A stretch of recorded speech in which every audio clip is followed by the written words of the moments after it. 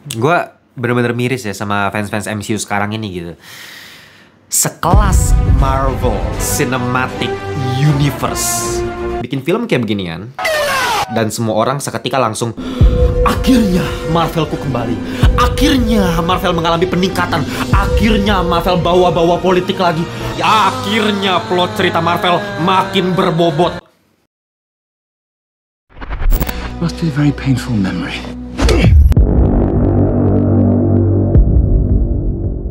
Remember who you are.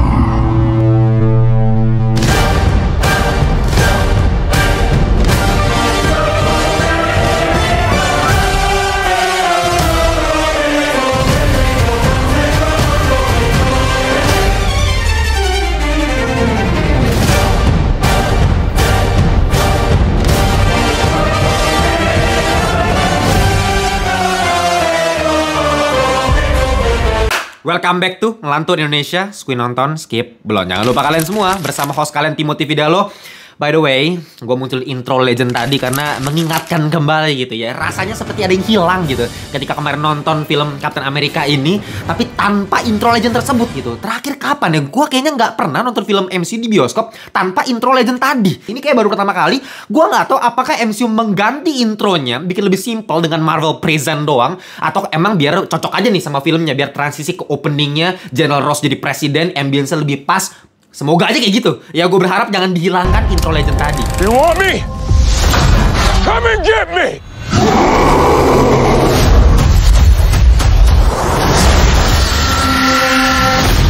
Superhero landing. Yeah, that's really hard. Oke, gue tahu masih ada banyak sekali di antara kalian para fans MCU yang mungkin mikir kalau misalnya Ngelantur tuh kerjaannya pokoknya jelek-jelekin MCU. Pokoknya kalau ada MCU yang sampah nih filmnya, langsung dibully abis-abis sama Ngelantur. Ngelantur bahagia, Ngelantur dapat cuan. Come on man, ayolah. Gue itu hanya sekedar seorang fans yang kecewa sama studio film yang menemani gue dari gue masih kecil. Dari SD pertama kali gue dibeliin CD Blu-ray sama bokap gue film Iron Man 1, sampai SMP, yang dimana setiap kali gue datang ke sekolah, gue sering lupa bawa PR, gue sering lupa ngerjain PR, tapi gue nggak pernah lupa untuk ngobrolin film-film MCU pas lagi jam pelajaran sekolah bareng teman-teman gue. Dimana gue dan teman-teman gue dari dulu pas masih sekolah selalu adalah orang-orang yang dikucilkan, ya, nggak pernah diajak ngobrol sama orang lain. Kenapa? Karena kita ansos, kita nerd. Kerjaan kita cuma ngobrolin film-film doang. Nggak heran nggak punya teman-teman yang kayak geng-gengan nih, teman-teman hits yang keren. Dan bahkan sampai SMA pun ya, jam 6 pagi kita datang ke GI demi apa? Nonton Avengers Infinity War. Studio film itu yang nemenin gue dari kecil. Dan sekarang gue nonton film kayak begini. Anjay! Gimana gue gak kecewa? Gimana gue gak kritik filmnya? Dan lu bisa lihat reaksi gue ketika nonton trailer film Captain America Brave New World ini pertama kali. Gue bikin videonya kan. Lu bisa lihat seberapa bahagianya gue ketika gue melihat dari trailernya, klip-klipnya, akhirnya MCU kembali grounded lagi. Baik dari segi fighting sequence-nya maupun narasinya yang kembali pakai intrik politik di dalamnya, sama seperti 3 film Captain America sebelumnya. Itu yang bikin gue bahagia kan. Bahkan ketika gue menemukan banyak hal negatif dari promo-promo filmnya, mulai dari poster-posternya, ini sumpah, mohon maaf MCU, lu gak bisa bikin poster kayak gini. Ini gue kira fanmade anjing. Ini poster official. Poster official kayak begini gue nggak paham. Gue nggak pernah lihat poster MCU sejelek ini sebelum. Ini apa aja nih poster kayak gini, ya kan? Oke, gue masih maafkan ya. Terus gue lihat dari trailernya, banyak CGI yang hancur gitu ya. Mulai dari CGI Red Hulk-nya murahan banget, ataupun CGI pas Sam Wilson lagi terbang dengan propulsion Exo 7 miliknya dia. Itu kan gue bilang tuh waktu pas lagi reaction itu ya, aduh ini kok begini banget CGI-nya, murahan banget ini. CGI-nya agak cacat ya. Oke lah, gue masih positive thinking gitu. Oke, semoga diperbaikin di filmnya. Dan di komentar juga banyak yang bilang ke gue, tenang aja bang, ini baru trailer. Biasanya trailer kayak gini, belum finish 100% gitu. Semoga diperbaikin lagi di filmnya. Hasilnya ngempet. Baru Cornetto di Red Velvet. Hasil akhirnya lebih parah dari yang gue perkirakan sebelumnya. CGI-nya bener-bener ancur-ancuran. Gue bener-bener gak bisa berkata apa-apa lagi. Bahkan sampai gue bikin story di Instagram. Kalau kalian follow Instagram Ngelantur, kalian bisa lihat Instagram gue kayak gimana. Seseorang please jelasin ke gue ya, semenjak kapan, exactly semenjak kapan CGI MCU jadi setolol ini? Tahu. Iya, gue tahu CGI MCU belakangan ini mulai ngaco. Tahu gue, orang gue fans MCU. Gak ada satupun project MCU yang gak pernah gue tonton. Semua udah gue tonton gitu ya. Dan ya gue udah mulai ngeliat dari film Black Widow. Dan jelas itu green screen kayak tolol.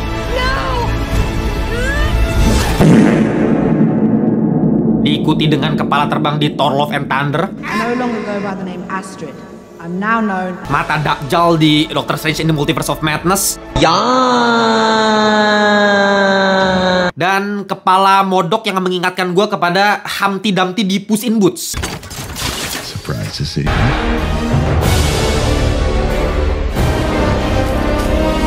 Tapi di film-film tadi CGI sampah itu masih muncul di beberapa bagian aja. Selebihnya oke lah, masih bisa dimaafkan lah at least ketika gue nonton filmnya gitu. Kalau Black Widow, udahlah, gue nggak anggap itu film ada, jadi udah kita nggak usah ngomongin itu. Tapi yang jadi masalah ini Captain America, karakter core dari The Avengers. Ini karakter super duper penting, leader dari Avengers. Film yang sangat-sangat penting untuk memulai project-project MCU ke depannya. Dan hasilnya, gue gak expect separah ini gitu loh. Oke lah sekali, fighting sequence paling awal, dimana energy blast itu meledak, murahan banget. Gue yakin Martin bisa bikin CGI yang lebih bagus daripada CGI kayak begituan. Balik kuat dan muda. Oke lah tapi ya, 2 kali Isaiah Bradley lompat dari gedung White House. Lompat udah kayak naik Flying Fox, bangsat ya. Kayak main Outbound anjing si Isaiah Bradley. Pelan amat anjing jatuhnya, nggak ada impactnya sama sekali. Bener-bener kelihatan pakai sling gitu loh. Masih saya maafkan ya. 3 kali pas si Captain America nendang Gustavo Fring. Welcome to the Los Pollos Hermanos family. My name is Gustavo. Dengan gaya rebahannya kayak begini bos anjing. Kayak begini di slow motion. Itu green screen kelihatan anjing. Hail Hydra. Tapi oke lah. Dan tibalah kita di final battle. Ini ibarat final bossnya nih, yang paling kita tunggukan dari trailer, yang paling bikin hype penonton MCU. Captain America vs Red Hulk. Angkat tangan gue, udah kagak kuat lagi gue. Bangsat CGI-nya. Gue bener-bener gak paham ya, 17 tahun yang lalu Marvel bisa bikin scene kayak begini.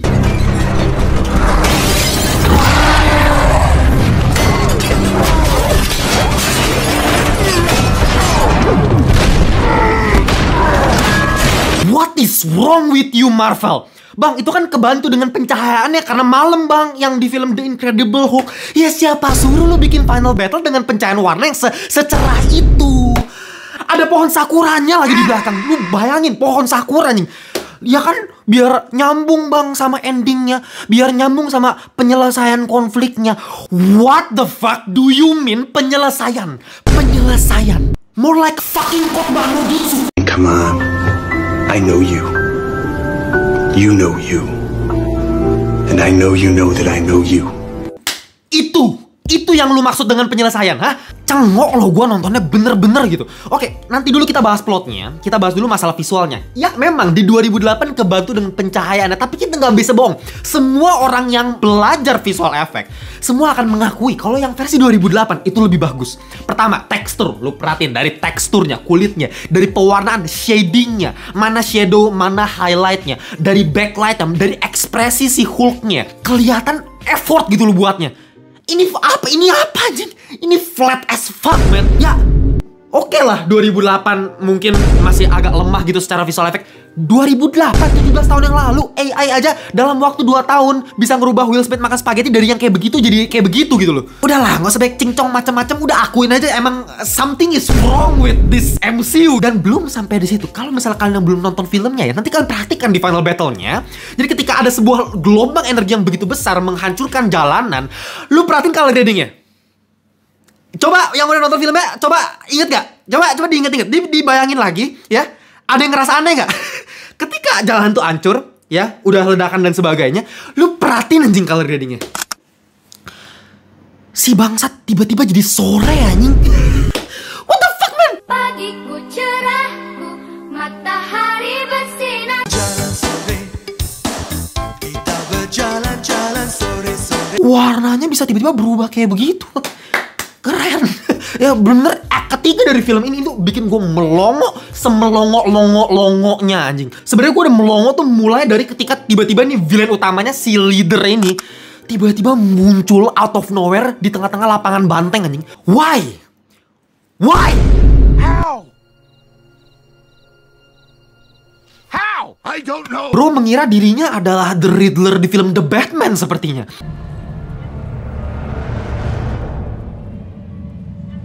Itu gue inget banget, mulai dari situ itu titik terparah dari film ini menurut gue ya, bagian act 3 ketika kemunculan si leader di tengah lapangan banteng anjing. Itu gue udah mulai ilfeel tuh, udah gue ilfeel mampus sama film ini langsung. Dia pikir dia Aizen apa ya. Ya memang kekuatan utama leader ini kan otak ya, kemampuan manipulasinya dia manipulator gitu ibaratnya di film ini. Ya, jadi buat kalian yang masih bingung sebenarnya film ini tuh bercerita tentang apa sih sebenarnya? Oke, gue jelasin ya. Inti utama dari film ini sebenarnya konflik itu dimulai ketika kemunculan Pulau Celestial di Samudra Hindia. Kalau kalian yang masih bingung, lah kenapa tiba-tiba ada pulau bentuk kayak begini bang? Anda nonton dulu film yang Anda bilang sampah kemarin itu.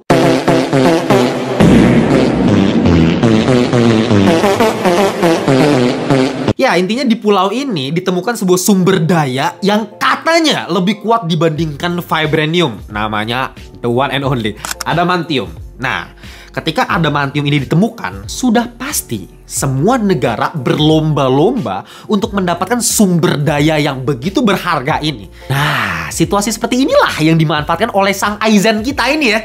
Si leader alias Sam Wellston yang gua gak ngerti make upnya kenapa kayak begini anjing.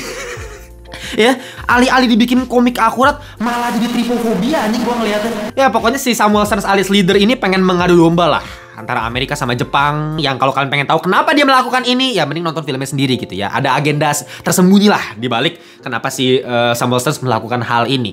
Nah, sebenarnya premis ini kalau kita pikir-pikir lagi ini menarik sebenarnya ya. Make sense banget. Mainan geopolitik ya, menurut gue menarik banget. Dan makanya 1 jam pertama ketika gue nonton film ini, gue impress banget. Sebelumnya sebenarnya ketika gue masuk ke bioskop, gue sempat lihat HP, terus ada yang bilang film ini kayak mid lah, mediocre. Nah ketika gue nonton film ini di awal-awal, gue ngerasa, wah sepertinya kali ini saya berbeda lagi nih. Kok film sebagus ini dibilang mediocre?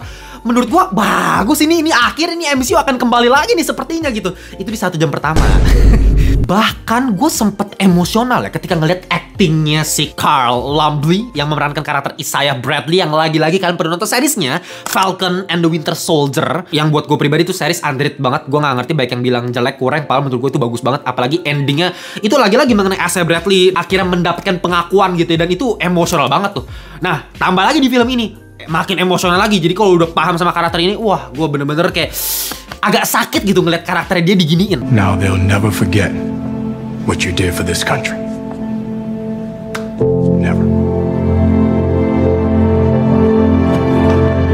Tapi yang jadi masalah ketika villain ini masuk, ini justru villain utama yang sebenarnya menurut gue mengganggu keseluruhan cerita yang gue bisa nikmati dari awal, yaitu si leader ini gitu, yang dimana ketika dia mulai masuk ke filmnya, mulai menampakkan diri di balik bayang-bayang gitu ya, mulai bertingkah layaknya Aizen, semua udah di dalam rencana gue. Di titik itulah yang membuat gue ngerasa kayak, kenapa sih lu harus masukin dialog-dialog cheesy kayak begini nih, dialog-dialog murahan, plot-plot murahan, penjahat yang kayak manipulator.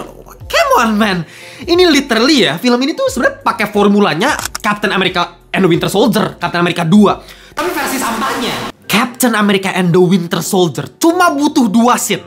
Scene komputer, scene lift. That's it. Does anyone want to get out?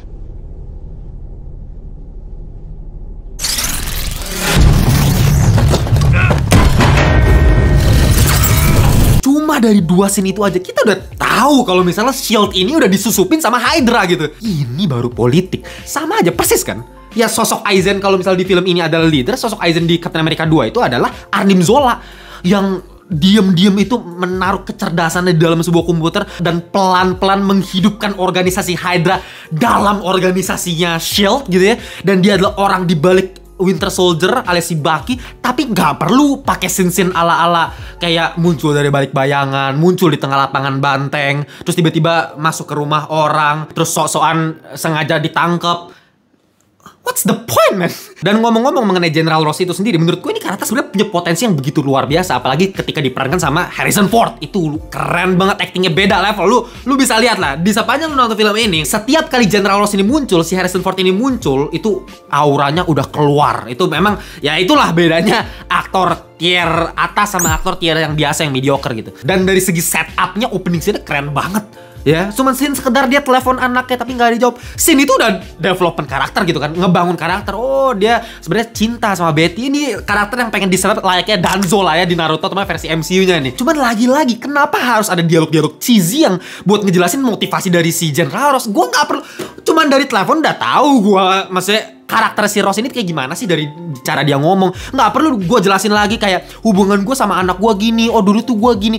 Dialog lagi buat apa tuh? Dialog yang bener-bener cheesy untuk ngejelasin motivasi dari seorang villain yang ternyata baik. Inilah tipikal MCU dari dulu kayak begini. Apalagi puncaknya adalah khotbah no jutsu. Ini orang kelar gara-gara khotbah no jutsu. I'm done. Ya, sebenarnya masih banyak hal yang bisa gue bahas, bisa gue kupas satu-satu dari film ini. Kayak contohnya misalnya sinematografi ya. Ngomongin sinematografi dikit nih. Coba gue pengen tanya sama kalian yang udah nonton film ini. Coba kalian tulis di komentar, menurut kalian ini film memorable nggak? Masih keinget sampai sekarang nggak filmnya gitu? Forgettable kan? Lu tahu kenapa ini film forgettable? Karena nggak ada sinematografi yang berkesan sama sekali. Nggak ada money shot, satu pun nggak ada.